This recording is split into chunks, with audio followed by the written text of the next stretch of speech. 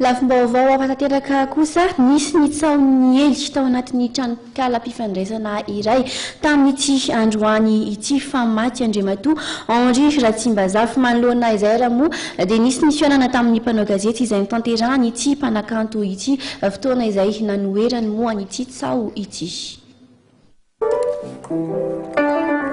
Tsy maty ary mbola salama somatsara Andriamatoa Henri Ratsimbazafy ilay mpanakanto fatadaza tsy araky ny tsaona ely any anivon'ny tranokala-pifandraisana velively.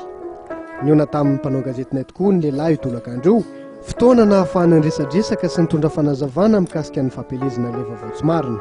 Dia faly aloha hitanareo dia hitanareo koa hoe tsy mbola lasa fa io mbola miresaka aminareo io ka misy le olona ny tia manao vazivazy ratsy saratry ny sany ohatrany hanozona ohatrany hanozona fa zay misy le mba li vaovao fotsiny lina te hamomoaka vaovao ka tsy fantana ntsony izy ty fa tsika malagasy koa tian'ity tsaotsao ty mbola misasoan'Andriamanitra aloha fa tsy misy rereako zany fa fitahin'Andriamanitra fa teatram'izao aloha mbola tsy manino na ny dokotera raha mbola tsy milaza amiko hoe fady ianao am'izao mbola avelany ianao zay tiako atao daholo aloha hatram'izao ka zay le ataoko hoe tsy rereako koa fa mbola fitahin'Andriamanitra fotsiny de mbola iriko mba hitoy.